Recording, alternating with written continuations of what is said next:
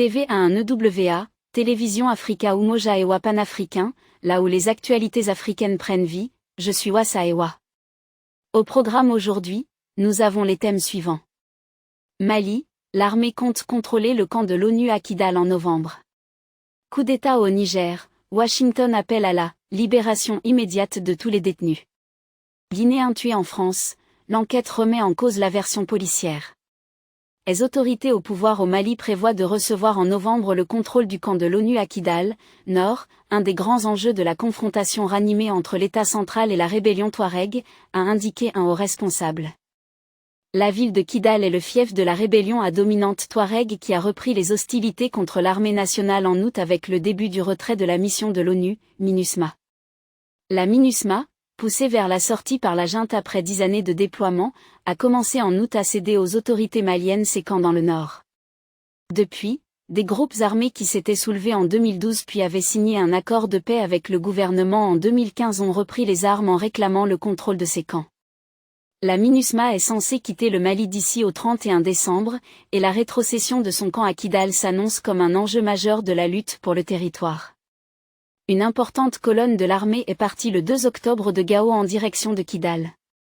Après avoir essuyé plusieurs attaques, elle est entrée en fin de semaine à Anéfi, à environ 110 km au sud de Kidal. Après la cession par la MINUSMA de ses camps à Ogosagou, Ber, Gundam et Menaka, une deuxième phase va commencer, a indiqué Madou Diallo, directeur des organisations internationales au ministère des Affaires étrangères, dans une vidéo postée lundi par l'armée. Les rétrocessions vont concerner d'abord pour le mois d'octobre les camps de Tessali, d'Aglok et de Douanza. Ensuite pour le mois de novembre, ça va être les camps d'Ansongo, de Mopti et de Kidal, a-t-il dit. Il ne restera plus ensuite que les emprises de Gao, Tombouctou et Bamako. Elles serviront, au-delà du 1er janvier, à la liquidation de la présence de la MINUSMA, a-t-il ajouté. Un responsable informé du processus a indiqué sous le couvert de l'anonymat que le transfert des camps de Tessali et Aglok était prévu entre le 15 et le 31 octobre, et celui de Kidal entre le 15 et le 30 novembre. Il a rapporté de nombreux obstacles mis selon lui par les autorités maliennes aux opérations d'évacuation des camps, comme des entraves au déplacement terrestre ou des interdictions de vol de reconnaissance, qui pourraient selon lui affecter le calendrier. Madou Diallo a admis des difficultés, mais elles ont toutes pu trouver une solution, a-t-il dit. Les États-Unis ont lancé cet appel à la suite d'un entretien avec le président déchu, Mohamed Bazoum, maintenu en détention par le régime militaire. Le secrétaire d'État américain Anthony Blinken s'est entretenu lundi avec Mohamed Bazoum, le président nigérien renversé par un coup d'État militaire en juillet, pour réitérer le soutien de Washington au gouvernement démocratiquement élu de ce pays, a indiqué le département d'État dans un communiqué.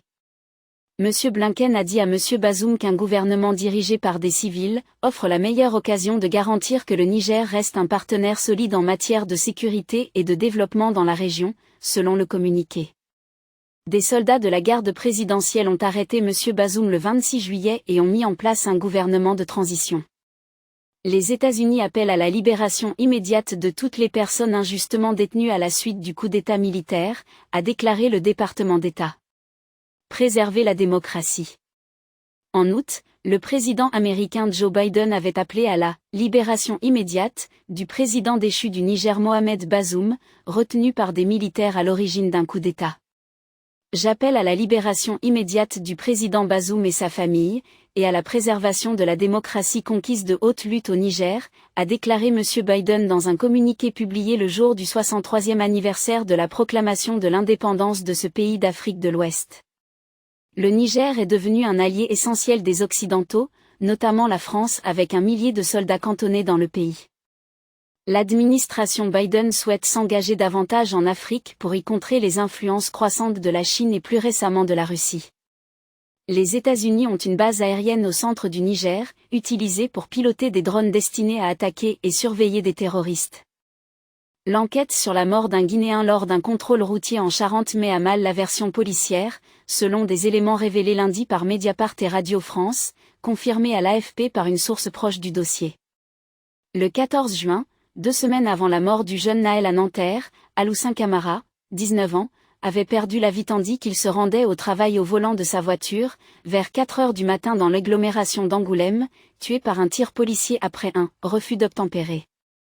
Le syndicat de police Alliance avait fait état, ce jour-là, d'une blessure par balle au niveau de la cage thoracique, le parquet d'Angoulême parlant, du haut du corps, sans autre précision. Depuis, aucun élément n'avait filtré sur le rapport d'autopsie. Or, selon la source proche du dossier, ce rapport indique que l'orifice d'entrée du projectile est situé, sur la face postérieure gauche, du corps, excluant un tir de face. Interrogé lundi sur ces informations, le parquet a décliné tout commentaire. L'auteur du tir mortel, un brigadier âgé de 52 ans, a été mis en examen pour homicide volontaire et placé sous contrôle judiciaire fin juin. Blessé à un genou lors des faits, avec une ITT de 30 jours, il affirme depuis le début avoir sorti son arme sous la menace de la voiture qui l'aurait heurté, et avoir agi ainsi en état de légitime défense, circonstance qui est au cœur de l'enquête. Selon la version donnée initialement par les autorités, la police a décidé de contrôler le véhicule parce qu'il zigzaguait sur la chaussée. Il a été poursuivi, à allure réduite, avant de s'arrêter au niveau d'un feu rouge. La victime a essuyé le tir policier alors qu'elle tentait d'échapper au contrôle, la voiture finissant sa course contre un mur.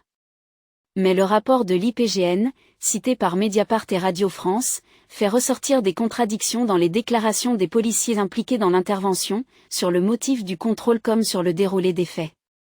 Comme dans beaucoup de dossiers de violence policière, il apparaît que les policiers ont menti, que les syndicats ont validé leurs mensonges et que la justice les a couverts, a dénoncé lundi l'avocat de la famille Camara, Arié Halimi.